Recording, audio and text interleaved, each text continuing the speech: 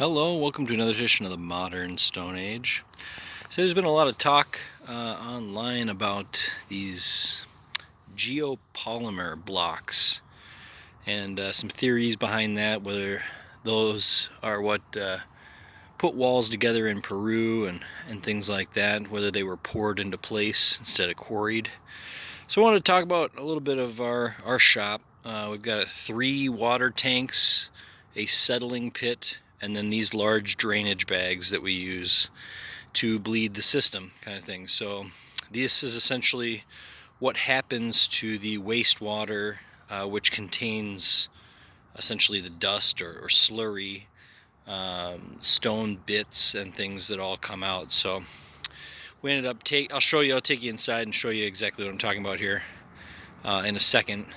But you can see this is essentially a 2-ton shipping bag, and inside of it, if you let it sit for more than a week or so, this is freaking hard as a rock again.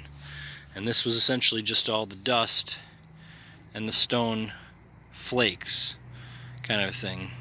So I believe you can easily make blocks out of slurry or out of stone dust. If we really wanted this thing to last, since we're up in the great north here with the winters, if you wanted it to last through the winter, it might be maybe throwing some fly ash in there, or if it was Peru in the old school, they'd talk about like volcanic ash or something. Mix it in there, as well as maybe just a little Portland, and get that to harden up, because you can kind of take it and scratch it essentially. It is hard as a rock, but you can kind of, I don't know if I want to nail it, but you can kind of pick at it. It's not just the top that's loose here, but you can kind of, if you took like a pick or a shovel, you could start, working your way into it. So yes, it does harden up, however, it's still slightly soft. So you'd have to do some sort of stone mixture to get those to set and be perfect looking little blocks. Part of the theory is that they would get it to set and then use a form of heat, perhaps have a fire on the wall or next to the wall, and use that heat to cure the block as well as texture the outside, because a lot of these blocks in Peru and such are textured on the outside. It looks like thermal, they're flamed. And so we'll take a look at the water system quick. It might get a little loud as we walk inside. So you can see these are our stacks of slabs here, of limestone slabs. And we've got silver buff as well as the gray slabs over there. And we'll kind of take you inside here and just show you what I'm talking about with our water system and how that could possibly be put into forms. If you poured these instead of in these 2-ton drainage bags, perhaps you could pour it into a form and get that kind of cooking to the point where, see what we got working here. It's like we're doing a big template piece with some notches out of it.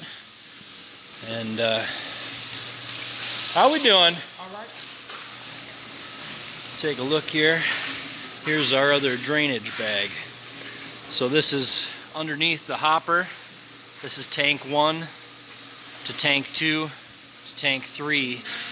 And essentially this is where we can bleed the bag and let that settle. So right now you'll see a little layer of water on top, and then if you dig down an inch, you get into the slurry, into the muck of it. So try to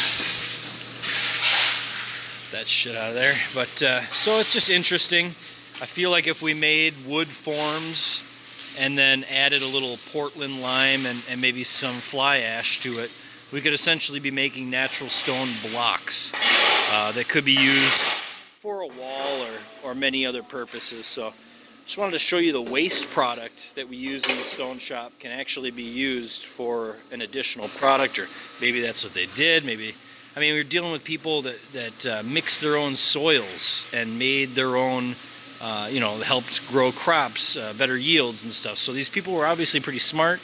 They knew what the natural resources would do and how they would react, and I wouldn't be surprised if some of that was at least attempted. if not successfully done in places like Sacsayhuamana, or even in Cusco in Peru there. Some of those walls, those, I guess you call them large megalith, like the blocks that have like 6 sides or 12, up to 12 sides, you know, kind of a thing, that would be a real bear to chop, because I don't know, a lot of those blocks, they don't have straight cuts either. Some of them would have essentially like a curved cut, and so if we're dealing with a blade that's a straight blade, how are you going to get a curved cut, you know, on this 30-inch blade, or the big thin saw that uses a 40-inch blade? How are you going to get that to cut not straight? You know, that's the whole thing. On those curved walls, it doesn't make a whole lot of sense. Plus, the faces themselves don't look finished. They still got nubs on them. They look rough. Some of them have, I mean, I understand weathering and things like that too, but some of them have delaminated. Essentially, layers of the stone have fallen apart. And so that part of that may just be what it is, as far as the natural stone, or maybe maybe they broke apart, kind of a thing. I mean, we don't quite know, but that is one theory. I just want to talk about and address a little bit, and see what you guys think about that. So right now it's the end of the day. I don't really do videos at the end of the day. Normally it's right away in the morning, show you what we got cooking for the day, but just wanted to kind of touch base on that theory. We'll clean it up and get out of here. So thank you again. We'll see you on the next one.